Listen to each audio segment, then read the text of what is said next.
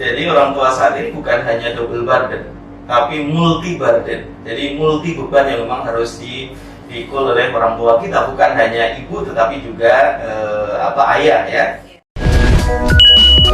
Bincang-bincang Sobat KPAI. Selamat pagi Sobat KPAI. Perkenalkan, saya Helwina Handayani yang akan menemani Sobat KPAI beberapa menit ke depan di podcast KPAI. Sobat KPAI bisa membuka podcast ini melalui channel YouTube Komisi Perlindungan Anak Indonesia. Pada podcast perdana ini, kita akan membahas apa sih makna kemerdekaan menurut perspektif anak saat pandemi COVID-19. Pagi ini kita sudah ditemani oleh narasumber kita, Bapak Susanto. Selamat pagi, Bapak. Selamat pagi, Mbak Nanda. Bagaimana kabarnya, Pak, hari ini? Alhamdulillah, selalu baik. Baik, Sobat KPAI, Bapak Susanto saat ini bertugas sebagai Ketua Komisi Perlindungan Anak Indonesia periode 2017 hingga 2022. Terima kasih kami ucapkan kepada Bapak Susanto yang sudah berkenan untuk hadir di podcast KPAI. Nah, Pak Susanto, bicara tentang Hari Kemerdekaan Republik Indonesia, di pagi hari ini ada anak-anak kita yang akan menyuarakan pendapatnya tentang apa sih arti kata merdeka. Mari kita saksikan bersama, Pak. Merdeka adalah bebas, tanpa tuntutan, dan tidak bergantung kepada pihak manapun. Halo semuanya, merdeka itu adalah dimana kita bisa bertemu dengan teman kita lagi dan bermain dengan teman kita lagi. Kita bisa bersekolah bersama dan berjumpa bersama dengan teman kita lagi. Sekian, terima kasih, dadah. Arti merdeka itu adalah bahagia. Arti merdeka bagi saya adalah ketika kita bisa mengekspresikan diri kita bisa mengutarakan pendapat kita tanpa kita takut adanya ancaman dari sekitar kita, tanpa takut dipengaruhi oleh orang-orang yang berada di atas kita. Selain itu, merdeka bagi saya adalah ketika pendapat itu sendiri kita sampaikan secara murni dari dalam hati kita, dari dalam diri kita. Selain itu, arti merdeka bagi saya adalah ketika kita semua bisa bersinergi menjadi satu, membentuk Indonesia yang lebih baik. Karena pada saat ini kita sudah bebas dari penjajahan, namun kita belum bebas dari kemiskinan. Bagaimana tadi kesan Bapak setelah melihat suara dari anak Indonesia tentang arti kata merdeka, Pak? Memang kalau kita melihat dan mencermati dari suara anak ya, ada yang ingin sekali bertemu dengan teman-teman karena kita sudah kurang lebih 1,5 tahun lebih ya, situasi COVID-19 dibatasi dan terbatasi. Ini tentu kami sangat memahami kondisi kejenuhan dan kebosanan anak kita, dan saya kira kerinduan ketemu teman di sekolah merupakan bagian yang hemat kami butuh kita support ya. Meskipun tentu kita harus pahami bahwa membuka pembelajaran tatap muka itu dengan berbagai prasyarat. Kalau kita kan ada 5 siap ya, harus siap sekolahnya, siap gurunya, siap siswanya, siap orang tuanya, dan semuanya. Itu tentu bagian dari prinsip-prinsip yang tentu harus kita upayakan. Nah, kenapa? Karena kerentanan anak dalam situasi COVID-19 ini kan memang tinggi, apalagi data Satgas COVID cukup tinggi sekali, yang meninggal kurang lebih 777 anak ya. Ini tentu catatan besar bagi negara kita dalam situasi ini, sehingga kita semua harus memastikan patuh pada protokol kesehatan dengan tetap gembira dan semarak dalam menyambut 17 Agustus. Pandangan Bapak Susanto tentang nilai-nilai yang sudah ditanamkan oleh para pendiri bangsa kita terdahulu, Pak, dalam memperjuangkan kemerdekaan ini, seperti apa nih, Pak, aplikasinya pada anak-anak Indonesia saat ini, terutama di masa pandemi COVID-19?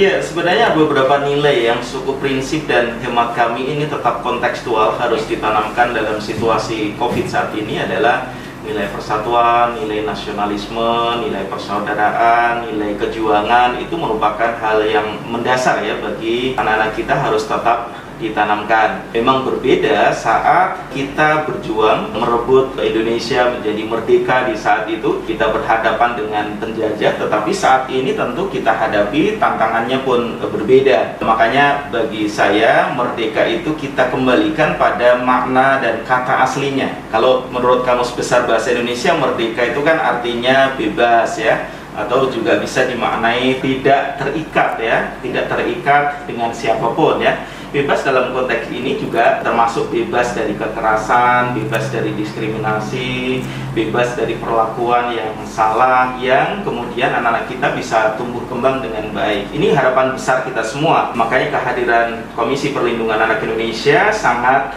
dirindukan kan oleh anak Indonesia, bukan hanya soal kelembagaannya tetapi juga perannya memastikan bagaimana anak Indonesia ke depan semakin baik. Ini cukup menarik ya, pada saat masa pandemi COVID-19 ini kan anak-anak semua belajar dari rumah. Nah, teringat di masa kita kecil dulu itu kan pandemi seperti ini belum pernah terjadi ya Betul Pak. sekali. Nah, saya penasaran nih, gimana sih masa kecil Pak Susanto dulu? Mungkin Pak Santo bisa bercerita kepada Sobat KPAI semua. Saya sejak kecil memang lahir di Pacitan, Jawa Timur ya. Tentu satu hal yang sangat teringat di masa-masa kecil kita saat 17 Agustus, misalnya kita juga dilibatkan memasang bendera oleh guru, oleh Pak RT, Pak RW. Hal lain yang menarik adalah bukastan ya. Biasanya kalau saat saya masih usia SD, sudah saat kelas 2, kelas 3 itu biasanya ditugasi oleh kepala sekolah untuk menjaga stan. Prinsipnya adalah pertama mendidikkan anak-anak kita agar punya kemandirian, dan yang kedua biasanya di stan itu kan menjual apapun produk kita ya, hasil keterampilan kita saat di sekolah. Itu juga ada jiwa entrepreneurship yang sebenarnya dididikkan saat anak-anak kita di satuan pendidikan. Jadi saya kira memang satu kenangan manis sekaligus juga kenangan yang sangat khas ya bagi anak-anak kita. Saya kira bukan hanya saya tetapi juga teman-teman di masa itu juga penuh dengan kenangan. Tentu tidak seperti hari ini ya.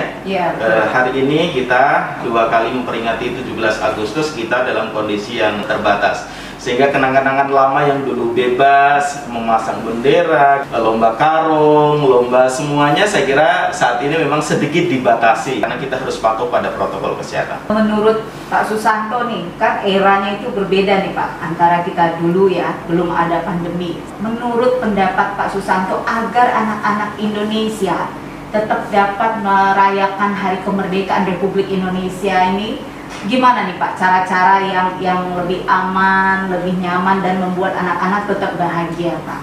Dulu memang konteks situasinya berbeda dengan hari ini, tapi nilai itu tidak berubah. Nilai nasionalisme, nilai patriotisme, nilai kebangsaan kita, kepersatuan dan lain sebagainya itu tidak berubah dan tidak boleh berubah. Kenapa? Karena dalam situasi apapun kita memang harus tetap menjunjung tinggi nilai-nilai keadaban kita, nilai-nilai kebangsaan kita. Makanya dalam situasi COVID saat ini, nilai itu tetap harus kita tanamkan, tentu dengan penyesuaian ya. Termasuk juga orang tua bagaimana menanamkan anak-anak kita agar memiliki jiwa nasionalisme dari hal-hal yang sederhana. Misalnya katakanlah orang tua membacakan cerita terkait dengan perjuangan para pahlawan kita, kemudian upacara 17 Agustus ya, apalagi bisa terlibat secara virtual, itu sangat bagus sekali. Nah, hal lain juga kita bisa menceritakan pada anak-anak kita bagaimana, siapa, nama, prestasinya apa ya dari tokoh-tokoh bangsa kita. Itu tentu merupakan hal yang menarik ya bagi anak-anak kita, sehingga satu sisi nasionalisme tetap tertanam dalam jiwa anak-anak kita, tapi di pihak lain tentu inovasi orang tua harus berkembang. Jadi bisa jadi hari ini menjadi orang tua akan berbeda caranya di 2 tahun yang akan datang dengan tetap menanamkan nilai-nilai kebangsaan kita menjadi lebih baik. Apalagi kalau di Undang-Undang Perlindungan Anak itu kan cinta tanah air itu bagian dari kewajiban setiap anak Indonesia. Maka orang tua tentu harus menanamkan sejak usia dini. Nah, bicara tentang inovasi pengasuhan anak pada pandemi COVID-19 ini Pak, orang tua kan dihadapkan pada situasi-situasi sulit ya Pak ya, karena orang tua juga di rumah kan harus membimbing anak, harus bekerja juga. Betul. Nah, ada nggak nih Pak tips-tips dari Pak Susanto bagaimana nih agar orang tua itu bisa lebih luas dalam pengasuhan anak di masa pandemi COVID-19 ini? Betul sekali Mbak Nanda. Jadi orang tua saat ini bukan hanya double burden, tapi multi burden. Jadi multi beban yang memang harus dipikul oleh orang tua kita, bukan hanya ibu tetapi juga ayah ya. Kenapa? Karena bukan hanya memastikan anak-anak kita terfasilitasi, katakanlah pemenuhan hak dasarnya, tetapi di pihak lain juga memastikan pengasuhannya, mendampingi proses belajarnya. Itu tentu adaptasi yang tidak mudah. Kalau dulu delivery proses pembelajaran kita serahkan pada guru, tapi saat ini orang tua juga terlibat di dalam proses pembelajaran. Itu tentu tidak mudah. Makanya bagi saya adalah pertama, manajemen waktu harus benar-benar dipastikan, ya. Kapan harus mendampingi belajar anak, kapan kita harus berpikir dan juga melaksanakan tugas-tugas kantor, tugas-tugas ekonomi. Nah, hal lain yang juga yang harus dipastikan adalah memastikan memberikan ruang anak-anak kita untuk terdampingi, termasuk juga memastikan terdampingi dalam proses bermain anak-anak kita. Karena kan anak-anak kita tidak boleh juga terenggut haknya, ya. Belajar tentu harus, ya. Bermain, berikan haknya sesuai dengan proporsinya. Yang kedua yang harus dipastikan adalah pendekatan proses pengasuhan itu harus terus adaptif, ya. Dulu pola pengasuhan itu tentu berbeda polanya dengan hari ini, apalagi sekarang eranya berubah. Nah, pola-pola itu harus juga berubah beriring dengan perkembangan zaman, sekaligus value itu harus tetap melekat di dalam proses pengasuhan. Bagaimana memandirikan anak, bagaimana membiasakan anak perilaku-perilaku yang berkarakter, bagaimana teknik komunikasi yang ramah buat anak. Jadi titik tekan kita ketika menggunakan pola-pola komunikasi itu adalah pendekatan positif bagi anak-anak kita. Jangan kemudian menggunakan pendekatan yang justru menghantui perkembangan anak-anak kita, termasuk juga membangkitkan semangat nasionalisme itu tentu dengan pola-pola yang ramah untuk semua anak dengan berbagai kondisinya. Anak pertama tentu pendekatannya bisa jadi berbeda dengan anak kedua dan ketiga, karena basically bisa jadi punya karakter yang berbeda. Itu beberapa hal yang hemat kami butuh menjadi pertimbangan para orang. Saat ini kan juga banyak nih Pak anak-anak yang mengeluhkan, Bunda, aku kok masih banyak tugas-tugas dari sekolah ya Bunda, aku bosan, aku mau main. Nah, itu sering kali Pak kita mendengarkan keluhan-keluhan dari anak-anak kita seperti itu. Nah, kalau dari KPAI sendiri Pak, apa sih pesan untuk institusi pendidikan kita ini? Bagaimana membuat pendidikan yang anak-anak harus belajar daring, tapi dia menyenangkan gitu loh Pak, rasa untuk belajarnya, kemudian tidak terlalu banyak tugas-tugas. Nah, menurut Bapak seperti apa ini? Bagus sekali Mbak Nanda.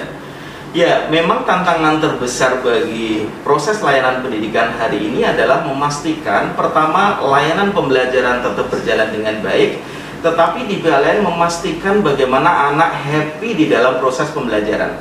Maka PR-nya adalah guru harus memilih metode yang menyenangkan, edutainment buat anak-anak kita. Sekian menit misalnya ada terinsert, metode-metode yang membuat anak happy, tidak jenuh. Karena memang situasi seperti ini salah satu tantangan terberat bagi guru adalah anak jenuh, ya. Karena harus stay di situ, ya, berwaktu-waktu. Itu tentu tantangan bagi guru kita, ya. Makanya hemat kami, guru yang akan bertahan dan bisa adaptif dalam situasi hari ini adalah guru yang memiliki banyak metode, bukan hanya hard skill yang dimiliki, tetapi juga soft skill yang bisa ditransformasikan di dalam proses pembelajaran. Bisa jadi guru mampu mengoperasikan katakanlah teknik-teknik teknologi terkini, tetapi belum tentu dia mampu meramu membuat menu yang nyaman dan menyenangkan buat anak-anak kita di dalam proses pembelajaran. Kalau untuk KPAI sendiri nih Pak, pernah tidak melakukan sebuah riset mungkin tentang situasi anak pada saat pandemi COVID-19 ini Pak? Mungkin Bapak bisa menyampaikan kepada Sobat KPAI semua. Riset nasional yang dilakukan oleh Komisi Perlindungan Anak Indonesia saya kira menarik, ya, menjadi pencermatan kita. Saya kira pertama, kerentanan anak-anak kita mendapatkan kekerasan. Kita tahu situasi PHK yang sangat tinggi, bisa jadi ini juga akan berdampak bagi banyak hal, termasuk juga psikologis orang tua yang kadang-kadang anak-anak itu rentan juga menjadi objek kekerasan di dalam ruang-ruang keluarga, dan itu tentu tidak boleh terjadi. Yang kedua yang juga rentan adalah penggunaan media digital yang tidak termanage dengan baik, ya. Hasil survei nasional kita memang cukup banyak sekali anak-anak kita yang katakanlah di luar untuk kepentingan belajar, anak kita cukup lama dan berlama-lama menggunakan media digital. Nah, hal lain yang juga jadi catatan kita adalah soal pendampingan orang tua. Makanya pastikan orang tua hari ini adalah tidak hanya menyediakan media belajar dalam bentuk device apapun, tetapi di pihak lain juga memastikan anak-anak kita diberikan literasi yang tepat, diberikan literasi yang memadai agar anak-anak kita memiliki self resiliency di dalam menggunakan media belajar hari ini. Itu saya kira hal prinsip yang memang harus dimiliki orang tua. Jadi menjadi orang tua hari ini itu jauh lebih berat dibandingkan menjadi orang tua di era dulu kita saat kecil, saya kira. Betul sekali Pak Santo. Menarik sekali ya Pak ya, ada literasi media juga pada anak-anak, literasi digital ya Pak ya. Terakhir nih Pak, apa pesan-pesan dari Bapak Susanto nih kepada anak-anak Indonesia agar tetap merasa bahagia, merasa merdeka dengan situasi pandemi COVID-19? Ya, memang ini beberapa kali kita sampaikan ya saat bertemu dengan anak-anak Indonesia dalam beberapa forum. Pertama, anak-anak Indonesia dalam situasi COVID saat ini memang harus tetap optimis, karena optimisme itu akan menjadi energi positif bagi anak-anak kita dalam mengejar cita-citanya. Ya, kejarlah cita-citamu dengan penuh optimisme, dengan penuh kebahagiaan, dengan effort yang terencana dengan baik. Jadi jangan kemudian berpikir bahwa karena COVID kemudian membatasi cita-cita kita. Tidak boleh. COVID anggaplah ini sebagai challenge bagi kita untuk berupaya lebih keras lagi, mengejar cita-cita kita menjadi lebih baik. Yang ingin jadi dokter, silahkan menjadi dokter yang lebih profesional. Yang ingin menjadi profesor, silahkan kita kejar. Kemudian yang ingin jadi bupati, presiden, monggo anak-anak kita, saya kira bebas menentukan cita-cita itu.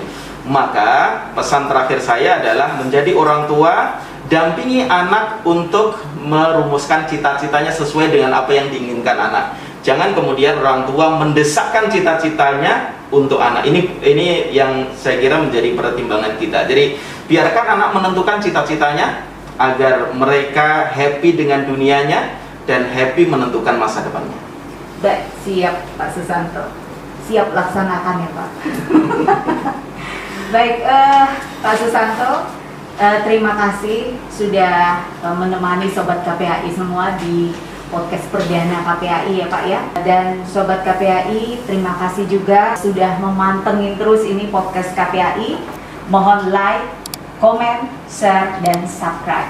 Baik, terima kasih. Sampai bertemu lagi di podcast selanjutnya. Salam sehat untuk anak Indonesia.